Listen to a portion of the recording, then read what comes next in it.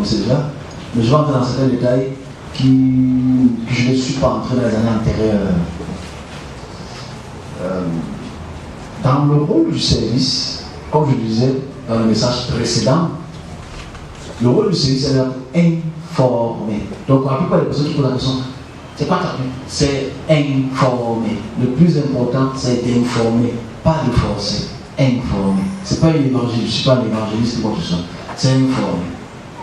J'ai informé pour la première partie. J'ai informé pour la deuxième partie. Et j'ai informé encore pour la troisième partie.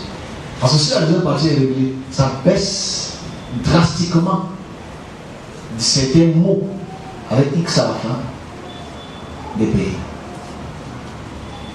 Aujourd'hui, nous sommes dans une ère très très grave. Pour moi, c'est grave. Peut-être pour les autres, c'est pas grave. Mais pour moi, en tant que service qui m'exprime sur certains sujets épineux, je trouve ça, pour moi, grave. Ça fait exactement 6 ans que j'ai eu un message que malheureusement, au départ, je n'ai pas objectivement compris ce message, mais je vais le rééditer encore aujourd'hui. Je le ferai tous les ans. Tout ce qu'on arrache mon souffle. Parce qu'à la fin, c'est un devoir que je devrais faire, que je dois faire, au mieux que parlement. Je voulais le faire la semaine passée, mais j'ai commencé à ce message à la fin. Je me suis arrêté parce que j'ai dit non, c'est pas le moment. Il faut d'abord laisser certains événements passés, qui sont passés cette semaine, malheureusement ou heureusement. Ok, on y va. Je donne d'abord le préambule, après je vais expliquer chaque posture de l'expression. Chaque posture de l'expression. Je me laisse à mes collègues qui vont écouter ça dans 1 an, dans 2 ans, 3 ans, ou jamais de leur vie. Et c'est pas mauvais de mourir idiot. C'est pas mauvais, c'est une bonne chose aussi.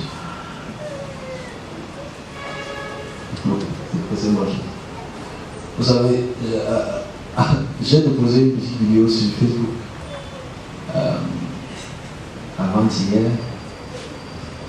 Et cette petite vidéo n'a pas été virale.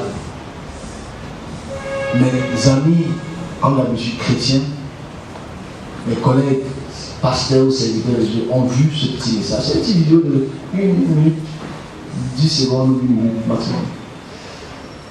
Ça parlait de la rotation de la Terre autour du Soleil et la Lune qui orbite autour de la Terre. Qui évoque un sujet très intéressant de Josué chapitre 10. J'arrive dans un message de reste. Dans Josué chapitre 10, je ne vais pas la lire parce que ça fait honte. Ça fait honte pour quelqu'un qui a quand même dépassé le CE1. Ça fait honte de voir que le papa avec les gros ventres, les grosses voitures puissent être encore ensuite dans cette logique. Alors, Josué lutte contre les Ammonites. Josué et Israël, dans la Bible, Josué bagarre contre les Ammonites. Et Josué donc, sous l'ordre de Yahvé, décide donc de lutter. Il devait lever le bras, que le bras devait rester levé, parce qu'il luttait contre les Ammonites. Et à un moment, la bataille arrivait où il faisait déjà le soir arrivait. Et Josué donc demanda à Yahvé d'arrêter le soleil. D'arrêter le soleil. Et de faire que la lune parte à l'est. Et il a prié et commandé ainsi le soleil a arrêté son mouvement. Vous savez, quand j'ai commencé l'histoire de cette vidéo ici, c'est un passage que je ne voulais jamais toucher. C'est un passage que je n'ai jamais prêché. Parce que je trouvais ça illogique. Pour ne pas dire aujourd'hui bête. Pourquoi? Parce que je le dis ainsi, c'est que ça démontre à quel point ceux qui ont écrit les textes bibliques, si c'est vraiment l'omniscience du Créateur, c'est que lui-même ne savait pas que la terre tourne sur elle-même et tourne autour du soleil. C'est que lui-même ne savait pas que la terre, la lune, orbite autour de la terre. et qu'il n'y a pas que deux lumineux au ciel, c'est-à-dire le soleil et la lune, et que la lune n'est pas lumineuse.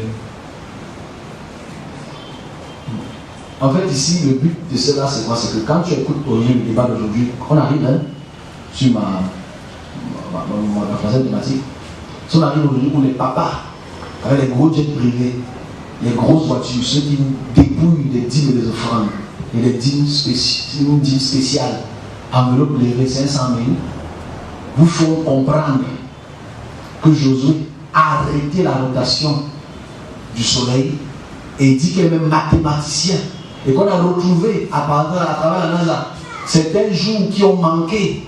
C'est qu'il est vraiment...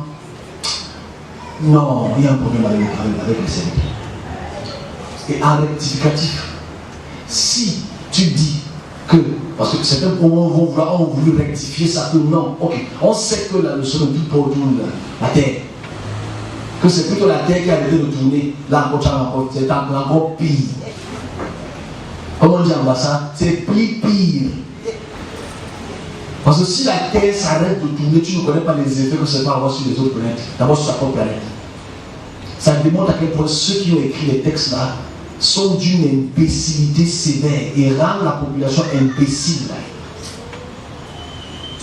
Non, c'est très grave de savoir que des milliards de chrétiens lisent ça et veulent le répliquer. Il est la main, que le soleil reste sur place. Il y a un problème dans le... J'ai dit les symptômes, je le fais. Lever le bras pour dire que le soleil s'arrête, que la nuit ne tombe pas. Il faut seulement aller en Occident. Parce que quand tu vas en Occident, il y a le solstice. Les journées sont plus longues. Tu as compris, non? Donc prends l'avion, tu vas là-bas et tu fais ton truc. Parce que le soleil ne va jamais s'arrêter de tourner, mon frère. Et tu vois, les gens veulent défendre l'indéfendable. Voilà pourquoi il dit que les serviteurs de Dieu avaient abruti la population. Nous sommes les premiers abrutisseurs de la population. Parce qu'ils ont dit, c'est la parole, c'est ce que l'homme a dit en off. Tu peux pas comprendre le mystère de Josué. Là, ce qu'on a répondu. Que je ne peux pas comprendre que Dieu peut arrêter. Le but d'arrêter le soleil, là, c'est quoi? C'est pour tuer les gens. Donc, si Dieu veut tuer une population, il veut arrêter le soleil, que ça ne bouge plus. Et prend les vierges, il prend l'eau, tu pars, alors que l'eau et la t'appartient. Parce que le but de cette bataille était de prendre les terres. Je ne sais pas si les gens peuvent se réveiller de ce somnambulisme sévère. D'où donc le christianisme a échoué. Parce qu'en fait, si nous arrivons encore à ce point, à propager ce type de nouvelles, d'ouvrir ce genre de passage, faire un sermon le dimanche, on se crie, on dit yes, you can do all things. Je me suis désolé pour la future génération qui vit dans ce type de mensonge. En 2018,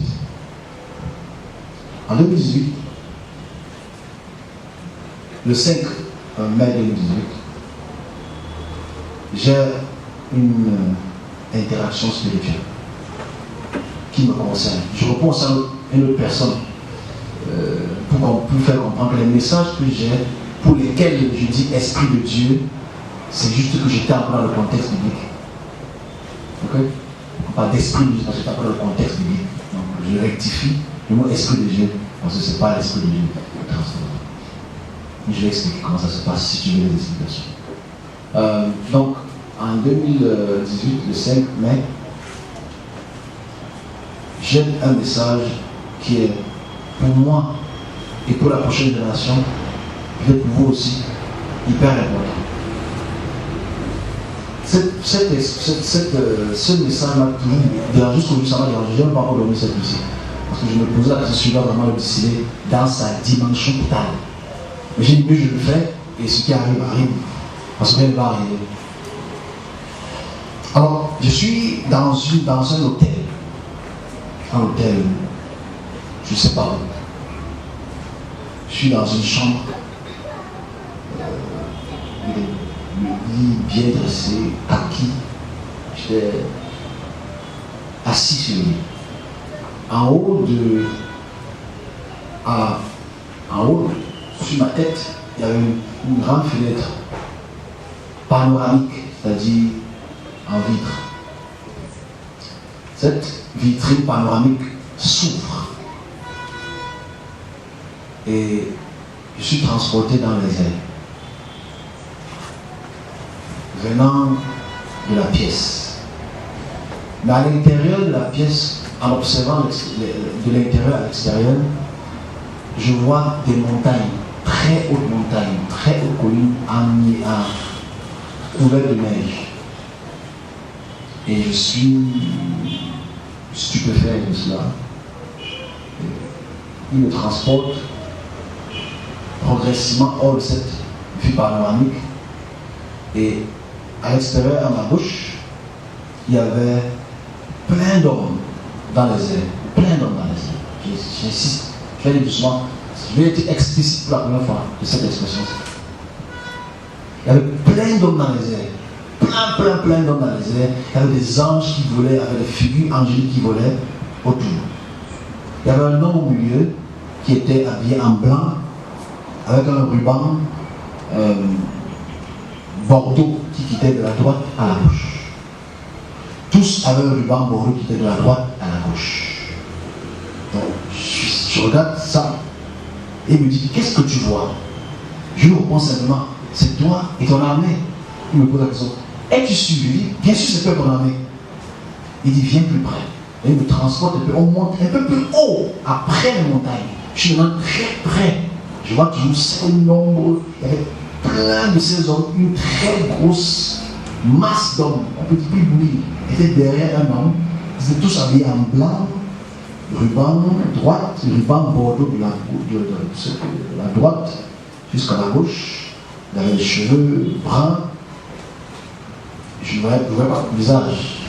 Un peu devant, il y avait comme des formes de nuages sur leurs pieds. Et il me dit, qu'est-ce que tu vois? Mais c'est toi qui en as mis. Il dit, attention à l'image qu'on me donne. Je dis, mais comment ça? Je reviens. Naturellement, moi, je suis étonné de ce que je vois.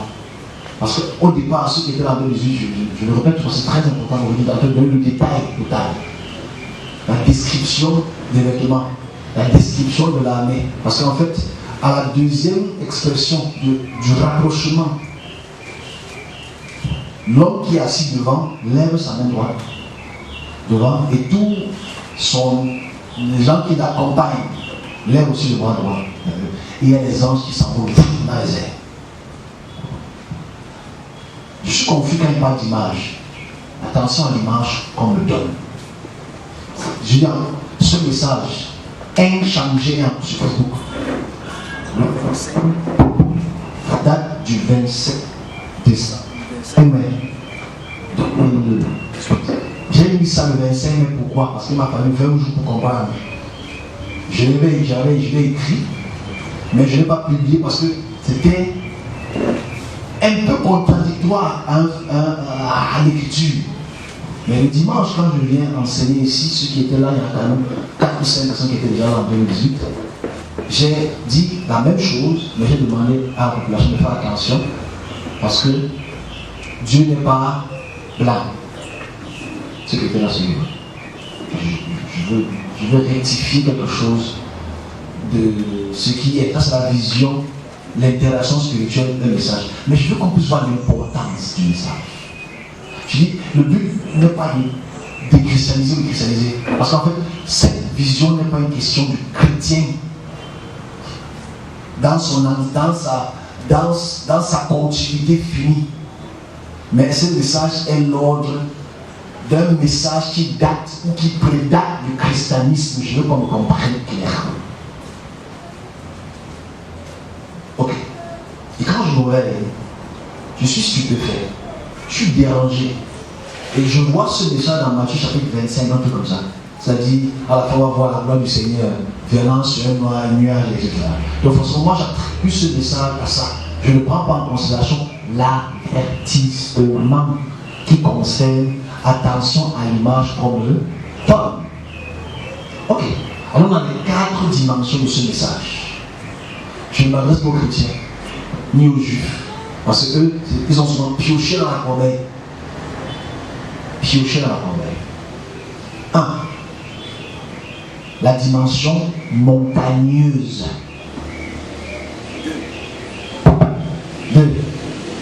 la dimension anthropomorphique. C'est qu'en fait, que ces êtres soient comme ou à l'image des hommes. On est ensemble? 3. L'image d'une armée qui dresse sa main. Et 4. L'Apocalypse. Ou ce qu'on a bien dit, l'eschatologie. Je vais expliquer les 4 expressions de cette vision de mes yeux et de mon oreille. Mais la vraie question à la fin qu'on va se poser, que je ne répondrai absolument pas. Pas que je n'ai pas la compétence, je n'ai pas l'envie, ça n'en sert à rien. C'est le but donc de cette expression. C'est commençons donc par le début. Première chose, c'est montagneux. Les montagnes. Parce que la première chose que j'observe, ce sont les montagnes. Très hautes montagnes, couvertes sur leur crête. La crête, c'est juste la partie visible, la plus haute marche d'une montagne ou d'une colline, la crête. Les crêtes étaient couvertes de neige. C'est vraiment la première chose qu'il faut qu'on note. C'est-à-dire le fait que dans la plupart des textes, parce que ici je ne prends que Enoch comme la base, Enoch comme la base, j'insiste encore, Enoch, uniquement Enoch, et les figures énochiennes comme la base idéologique de tout ce qui a été fait après. La montagne. Idéologiquement, depuis la Mésopotamie, surtout la Mésopotamie, pourquoi la Mésopotamie? Parce que la Mésopotamie est une région montagneuse, faite de vallées et de montagnes. Et dans ces régions du monde, pour avoir la proximité, la présence, la voix d'une divinité, tu as une seule chose à faire. Tu montes vers la montagne. Tous ces idéaux spirituels qui viennent de la Mésopotamie nous enseignent que pour se rapprocher d'une divinité, il faut qu'il y ait une hauteur. Voilà pourquoi il m'a mené dans les hauteurs. Vous allez voir que dans tous les textes abrahamiques, il y a une hauteur. On est ensemble? C'est le but, c'est juste que vous comprenez les dimensions de la montagne à hauteur. Pourquoi est-ce qu'il faut être élevé pour aller voir une divinité? À travers la montagne, lui et son armée. J'ai insisté sur le mot armée, c'est le troisième point. Ok. La hauteur. Donc vous allez penser que dans les cultes mésopotamiens, pour se rapprocher de Baal, pour se rapprocher de Elum, il faut qu'on construise une état menanki, c'est-à-dire une montagne artificielle. Le plus vieux état menanki qui existe, on retrouve ça en Irak. Bon, je sais que ce que je dis là, c'est une personne ne comprend pas ce qu'on appelle état menanki. État menanki, ça veut dire le lieu par lequel est relié le ciel et la terre. C'est une très haute montagne qui fait près de ça fait à peu près une cinquantaine de mètres de hauteur. C'est haut, à l'époque c'était haut. On retrouve aussi cette forme établie en Égypte, on voit les pyramides, cette hauteur. Parce que dans cette période historique, les dieux résident dans les hauteurs. Est-ce qu'on en sait? Est-ce que vous comprenez pourquoi j'ai cette vision pour expliquer les choses clairement à mes collègues?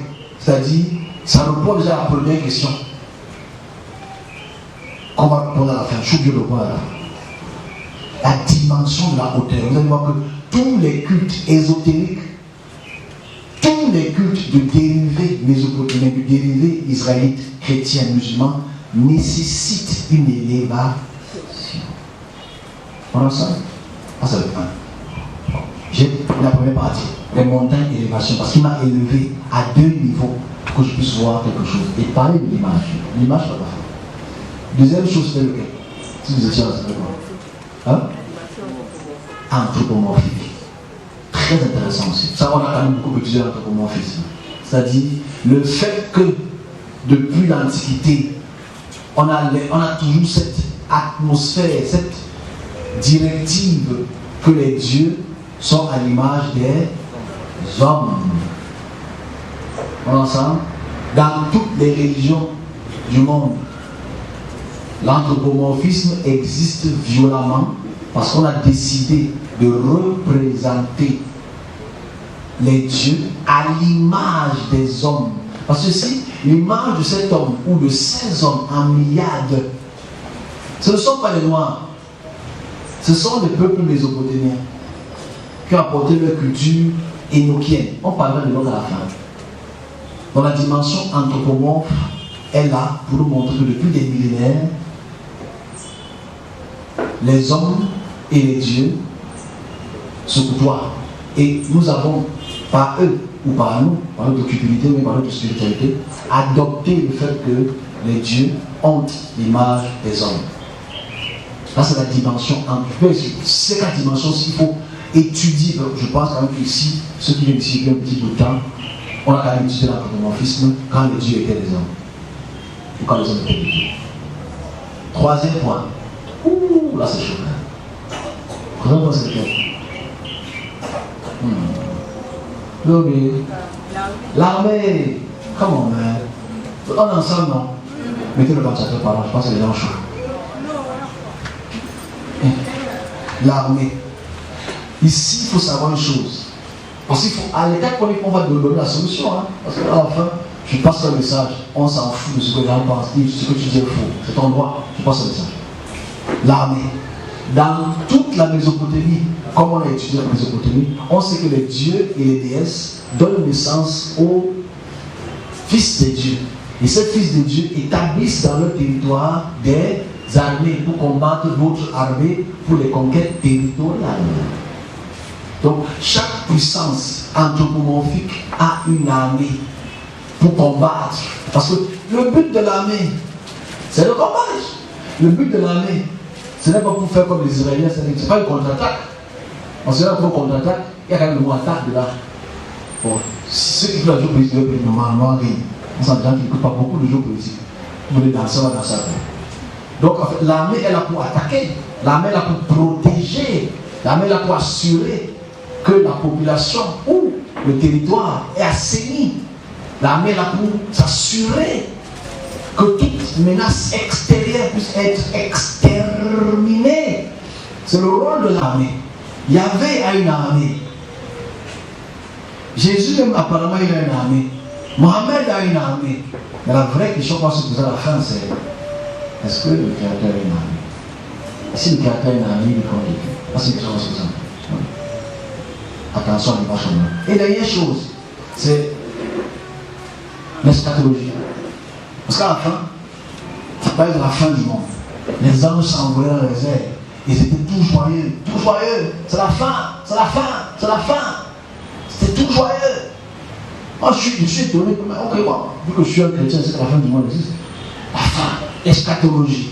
C'est-à-dire le jugement dernier. Le jugement du dernier jour.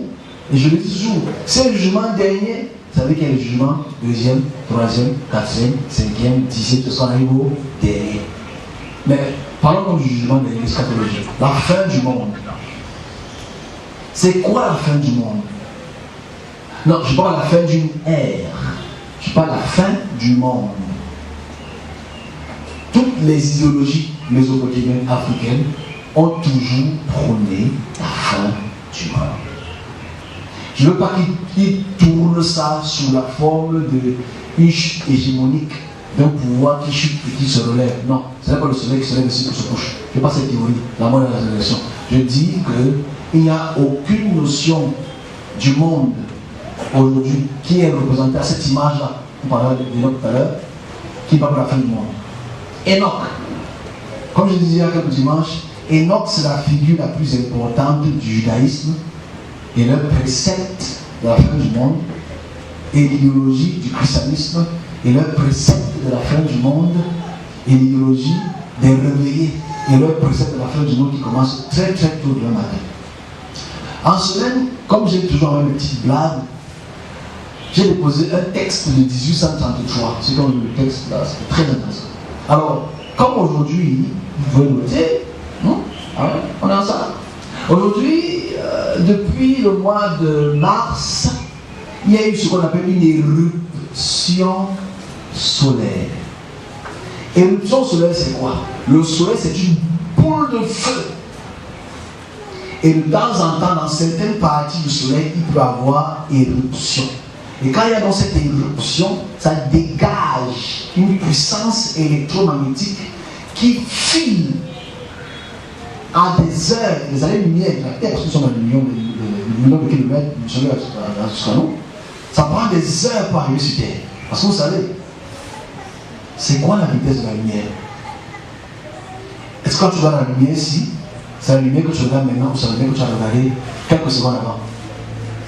Parce que la vitesse de la lumière, c'est ça. 1.6 fois 10 au...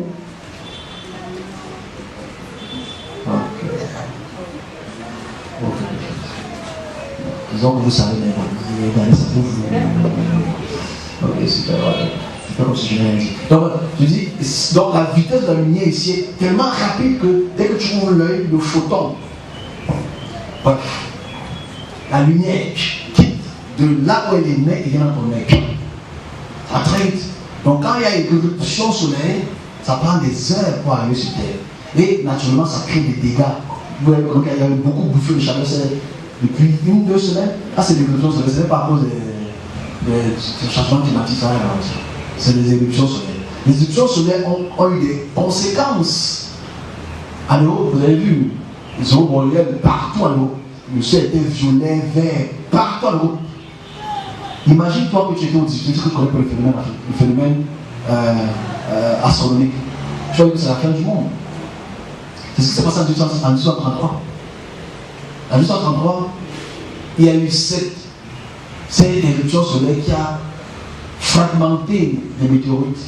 Les météorites sont tombés aux États-Unis en millions. Pendant des heures et des heures, les gens ont vu les étoiles finissent tomber. Premier réflexe, c'est ce que Apocalypse chapitre 7 dit. Les étoiles vont tomber du ciel. Les gens commencent à courir partout, c'est la fin du monde, c'est la fin du monde, c'est la fin du monde. Dimanche est passé, bien. Dimanche après est passé, bien. Dimanche après est passé, bien. Et parfois, on dit, c'est un avertissement pour la fin du monde. Non, c'est vrai, vous savez qu'il y a eu beaucoup de fins du monde. Juste pour faire comprendre que la fin du monde aujourd'hui, comme quand on ne comprend pas notre environnement et tout ce qui entoure, on peut absolument déterminer que la fin du monde c'est aujourd'hui. Donc depuis des millénaires, les hommes, à travers ces notions, ont évoqué la fin du monde par la décision des astres qui vont tomber sur Terre, avec violence, causer la mort de centaines de personnes. Voilà pourquoi l'idéologie chrétienne et musulmane, les juifs, la même branche. Comme Einstein a dit, que toutes les religions des arts et des sciences sont du même arbre. Je vais expliquer ce que ça veut dire. Parce que j'ai laissé des lignes sur les gens comme ça à bégayer et tu mais c'est bien. C'est bien de réfléchir. Et ici, naturellement, ce qu'il faut prendre en compte, c'est que tous ces idéaux spirituels nous enseignent que le monde arrive à sa fin. Parce qu'en observant les astres, on a des présages que la fin du monde c'est bientôt. Et quand moi j'ai mis ce titre-là, beaucoup de gens sont venus sur la page, parce qu'ils croyaient qu'ils devaient vraiment commencer à voir que la fin du monde c'est bientôt. Je suis désolé de vous dire qu'il n'y a pas de fin du monde. Donc, le monde est encore en développement. Donc bref, l'idéologie de la fin du monde eschatologique fait aussi partie de cette notion pour laquelle Enoch a apporté un plus. Parce qu'il a décrit comment le monde va être détruit. Il a décrit comment le paradis sera. Il a décrit les différentes formes d'enfer. Enoch l'a fait. Enoch 75, à partir du chapitre 75. Ceux qui ont le temps de lire, c'est vraiment. Alors c'est très intéressant déjà de savoir que ces 4 dimensions sont dans cette visuel, dans ce visuel. Mais quelle est la réalité du problème de ces paradis quatrièmement? La réalité. Vous savez, je n'ai pas touché à Mohamed, à Jésus, parce que eux, ils sont des résultats de l'idéologie d'Enoch, l'idéologie du cycle de Baal, l'idéologie du cycle de Témoussi. Ils sont l'idéologie de ce cycle que la Mésopotamie a toujours eu en tant que fils de l'homme électrique montagne. En conclusion, c'est un avertissement que le Créateur donne à ses serviteurs. Que le premier point c'est lequel? Les lois sont ceci. Le premier point c'est les 4 points c'est lequel? La hauteur. Première chose, la hauteur. Dieu ne se trouve pas dans les hauteurs. Le Créateur n'a pas besoin que tu ailles dans les hautes montagnes pour que tu le cherches. Parce qu'il n'est pas là dans la montagne. Et il est posé dans ton cœur. Parce qu'aujourd'hui, toutes les notions abrahamiques qui prédominent la terre aujourd'hui, il faut que tu saches que pour connaître Dieu, il faut que tu partes faire 3, 4, 40 jours dans une montagne, il fait froid, il y a le serpent, les moumoutes, les moustiques dans la malaria. Parce que tu veux. Ce qui te fait son garde. Je cherche la face de l'Éternel. Mais c'est vraiment un peu compliqué quand même. Quand un serviteur chrétien te dit qu'il part chercher la face du Seigneur alors que le Seigneur est dans son cœur. C'est là où il y a un bicéphalisme oxymorien d'une gravité très forte. C'est qu'en fait, tu me dis que je pars, I'm going to seek the face of God in a mountain, but God is in my heart. Comment tu vas dans la montagne chercher Dieu alors que Dieu est dans ton cœur? C'est plus toi qui vis, c'est lui qui vit en toi. Et tu vas faire 40 jours, 40 nuits. Quand tu reviens à l'église, ah, God sait, tu trompes plus pour la population, parce que la population est d'abord légumée au niveau du cerveau. C'est un légume qu'on a fait bouillir depuis peut-être 3 semaines. Vous savez, moi, j'ai reçu la chance, moi, je sais l'histoire, moi, I love to speak my story. C'est quand vous connaissez mon histoire, moi, j'aime pas mon histoire. Alors, je voulais faire comme mes amis. Il y a 7 ans. Il y a 7 ans, j'aime encore expliquer ça quelque chose. Alors, j'ai dit que non, il ne faut pas chercher la face de l'Éternel. Mais, alors, on était en début décembre 2017. J'avais jamais affaire en 2015, on m'a chassé. On a dit, rentre dans la maison, ça ne sert à rien que tu sois là. Je n'ai pas compris parce que quand l'église n'avance pas, il faut que tu partes entendre ce que l'Éternel dit à la montagne. Il y a deux types de montagnes. Les montagnes plates. Parce que il n'y a pas de montagne. Right? C'est là où il y a les collines. Right? Donc, je suis venu dans un village comme ici, là, il faut que je cherche la face du Seigneur. J'arrive au village, je dépose mon sac, le Seigneur va m'entendre aujourd'hui. C'est trop, Seigneur. Pas dans un champ. Il n'y a pas de colline. Dors comme ça là. Il mange le transport. Il me montre ça, il me montre ça. Qui dit cela? Qui te va chez toi? J'ai dit, mais tu ne peux pas faire ça, tu ne peux pas faire 30 minutes. Il dit que 30 minutes, on ne va pas dépasser. Je m'en pose là. Rentre chez toi. Il dit que je ne veux rien comprendre. Je ne rentre pas encore parce que je vais dire comme ma femme que je suis parti faire 30 minutes. Moi, il m'a pris même 2 jours. Donc, je rentre donc, parce que je suis allé à la maison dans ce village-là. Mais ça va, on monte des choses, il rentre. Là, je prends quand même, j'arrive. On me regarde comme ça, tu vas me revenir. Qu'est-ce que le Seigneur a dit? En fait, le problème, parce que ça va être drôle, mais la plupart des serviteurs de Dieu, à cause d'Abraham, Isaac et Jacob, on a cette attitude d'aller sur les montagnes, c'est autre pour chercher la face de quelque chose que tu crées dans ton cœur. C'est vraiment ça. Le Créateur se voit les montagnes. S'il ne t'a pas parlé pour un devoir, c'est qu'il ne t'a pas appelé pour son devoir. Bon, je parle dans les autres détails, c'est pas important. Deuxième point, c'est l'anthropomorphisme. C'est ça. Deuxième point, c'est l'anthropomorphisme. C'est-à-dire, en fait, si il dit de faire attention à l'image qu'on donne, qu'on attribue, c'est qu'on attribue une image anthropomorphe. On lui attribue l'image qu'il a l'image d'un homme. On attribue à une image qui passe sur les montagnes, les collines, qu'il a les longs cheveux, fixation béton. L'image qu'on donne du Créateur qui est un homme, il fait attention à l'image qu'on donne. Dans le côté image, déjà, c'est réglé. Pour moi, je ne parle pas des dérivés qui viennent après. Je suis dans cette image pour laquelle, qui date de 3 siècles avant le christianisme. Parce que l'image du Fils de l'homme sur une montagne n'a pas commencé avec Daniel. Ça a commencé avec Enoch. Ce n'est pas un débat historique. Si tu veux débattre, on sort les bouquins, on sort transcrits, on sort le Coran, on sort les textes. On sort les textes d'Enoch qui existent encore aujourd'hui, et on sort Daniel, on parle historiographie. Ça, ce n'est pas un débat. Si tu veux débattre, fais plaisir à ton église. Troisième point, qui est un peu mal. C'est la partie qui me fait le plus mal. Parce que la deuxième partie, je le dis depuis des années, que Dieu n'est pas un homme. Il ne va jamais être un homme, il ne pourra jamais être un homme. Troisième point, c'est l'armée. Vous savez, le vrai problème du service de Dieu, c'est qu'on a tellement lu les psaumes, les textes ézéchiélites, les textes israélites, et Isaïe, les textes de Jérémie, etc., qui nous démontrent une chose très très exécrable, c'est-à-dire Dieu est assis sur un trône et entouré de sages.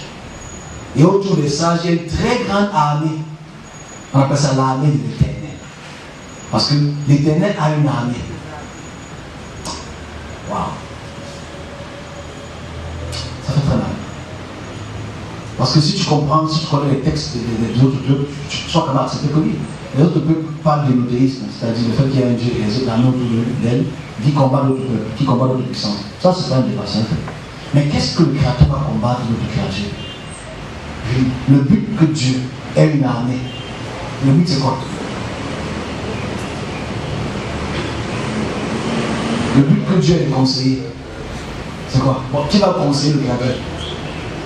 Imagine que le Créateur est créateur. Il aura créé un conseil pour le conseiller. Les 24 anciens, les 36 anciens, les 123 anciens. Imagine-toi que le Créateur a une armée.